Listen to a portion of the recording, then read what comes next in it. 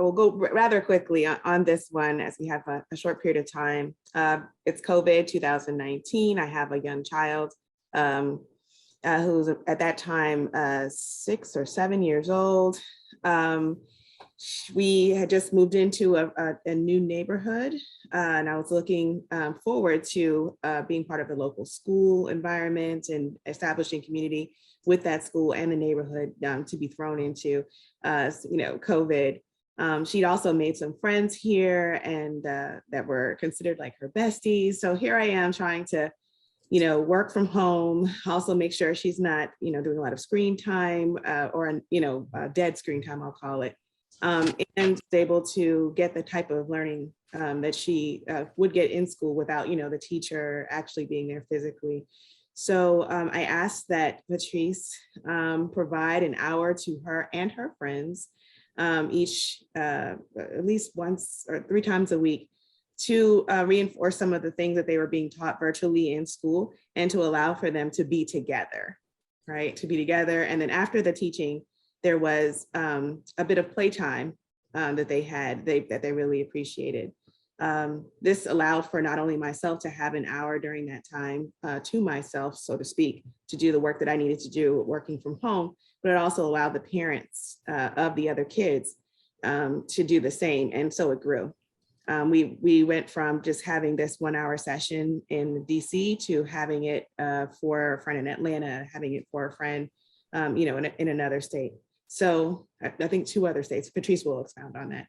So after COVID, or I don't know if we could say that, but after that period of time, there seems to be a remaining need for this, just allowing parents to have, time for their kids to be able to play virtually, to do just activities virtually without having to arrange it on the phone or emails. Can your kid come out to play?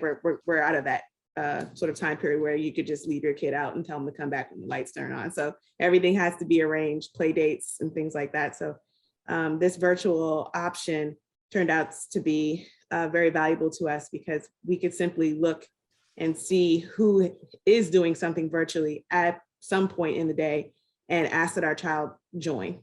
So I hope that explained some of it, and I'll let Patrice, share the rest of it technically.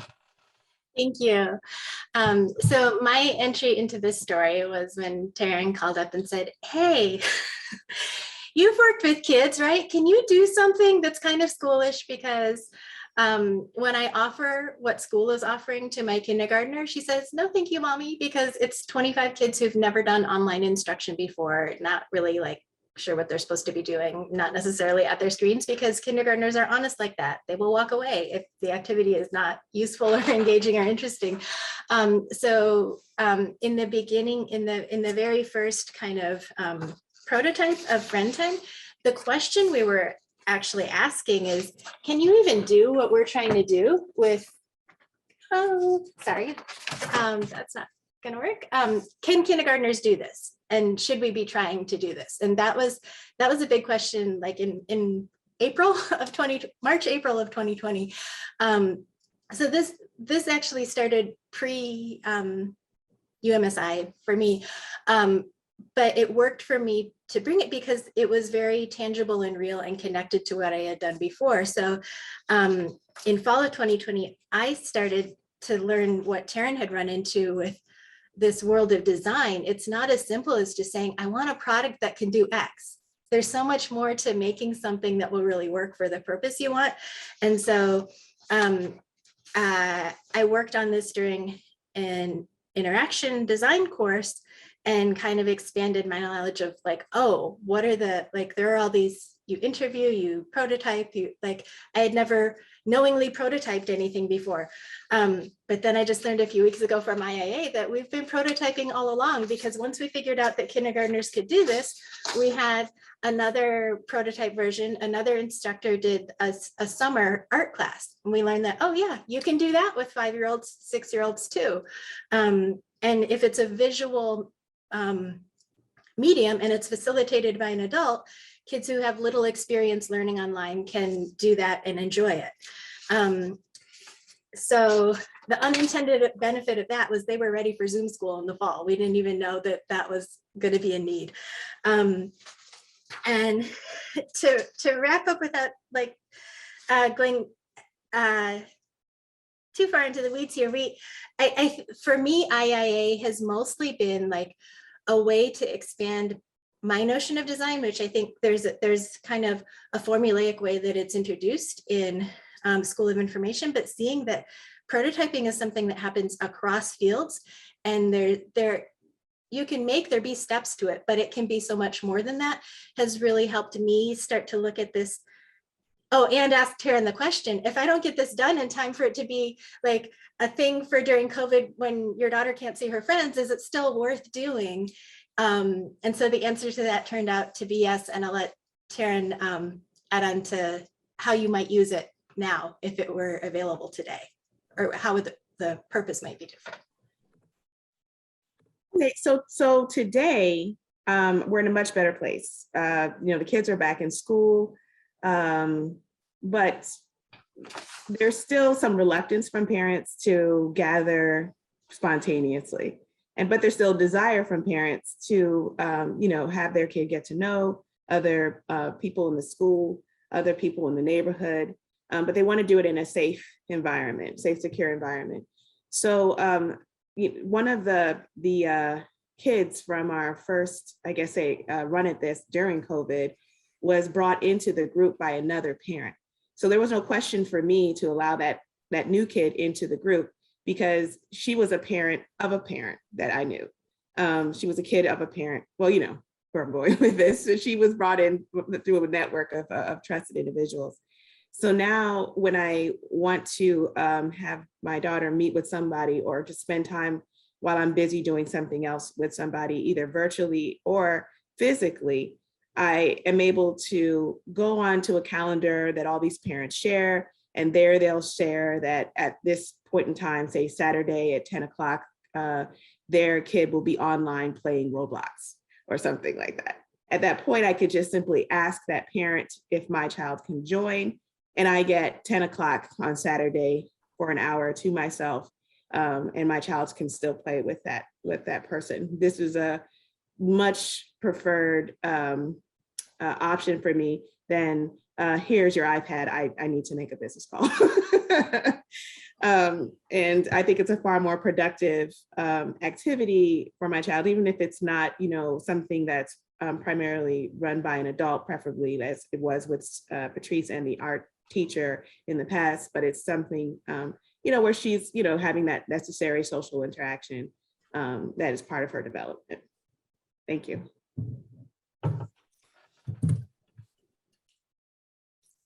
Yay. Okay, panel, who would like to unmute, say some things? Elizabeth. I can start. Definitely thank you so much for your story, for sharing today. I have a 12-year-old niece and a almost 9-year-old nephew. And the past 2 years for so many kids has been a challenge. So definitely understand that challenge of getting kids engaged in a world where so much has had to be virtual. One thing I'd love to better understand is your vision for Friend Time. So is this something that you've been like, okay, we saw a problem in 2020 and figured out that here's a way to engage Patrice, and what's next? Are you thinking of developing this platform? I'm curious to hear just a little bit about your vision there. So it's changed. Definitely in the beginning, it was this like, how do we provide this impossible thing? My daughter can't see her friends, and we want there to be interaction with friends. This is a very social only child. So whereas other families were like, okay, we're gonna do more family time. You're gonna spend more time with your sibling for the foreseeable future. There was we were trying to make possible something that was impossible. Now, things have changed so much that like we're no longer asking if kids can engage online and get something out of it. So if this were available today, it would be another option, right? So maybe there's no one to drag you over to your friend's house between 7 and 8 p.m. But if there were an easy way for me to go online, I would set that up for you. If it's an additional way of engaging that still, like, one of the pieces of the prototype that was a surprise for me, that was a need, was like, it was very difficult for a lot of parents to say, well, are you doing things indoors? Are you doing things outdoors? Like, nobody, like, the things, even for known people, like, you may know where they live, how long they've been at the school, what grade the child is in, but those things don't tell you anything about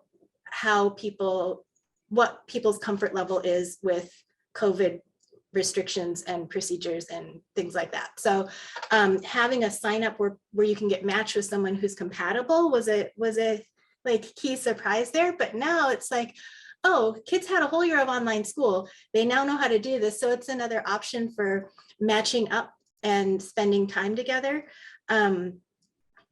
when that's feasible and desirable, I guess. And so it's now, instead of like replacing something that was impossible, it's like, here's another method to get together, and it's easy to set up. I think the initial reason for having an app to do this was that Taryn was texting during this one free hour that Taryn was getting.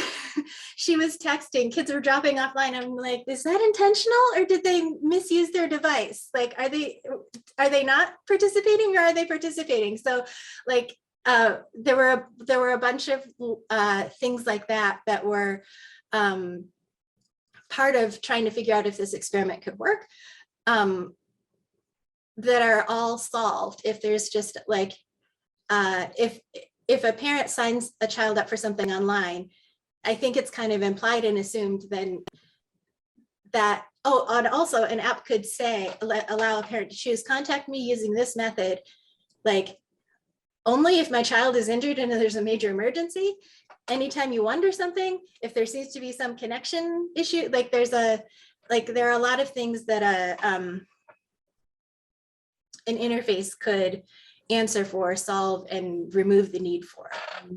And if I can say, as a user, just in a nutshell, I would like, an online platform that helps me as a parent build a community, and the same way we did, when we were younger. We went out. There were back then. It was so much easier to kind of meet your neighbors. You all went to the same church. They all went to the same school. Things have changed dramatically now. So if online I can get an electronic or an online presence for, say, my where I live right now in Shepherd Park community, and get to know other parents and caregivers who are in need of time to themselves, or would like for their kids to also meet new kids and and establish community as well, then this would be the way to do it, through the play times. Through the play dates, the online play dates, or the online online scheduling of play dates.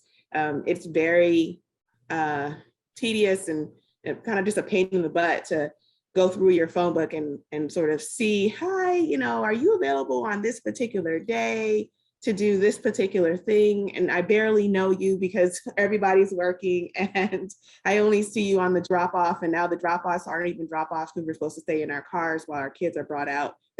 There's no more interaction between adults, as much as there used to be, and far less than even when I was younger. So I would like for this to be the way to do it, knowing that my kid's best friend's mother once, brought in another mother to play with them. Now I know that other mother in a way that I would never have known them otherwise. So I want this to be that sort of community building platform that allows for our kids to be, interacting and educated in a trusted, parent to parent network kind of environment.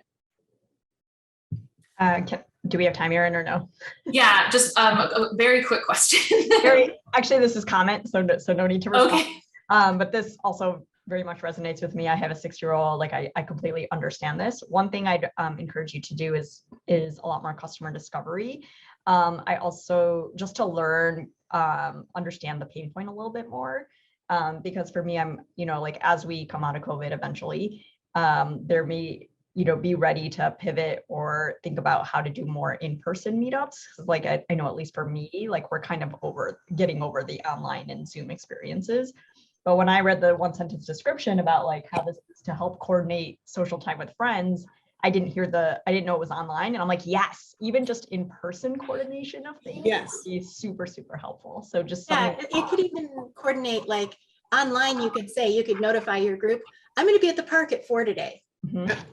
So it's like it's any kind of thing you want to create that you think someone else might want to do.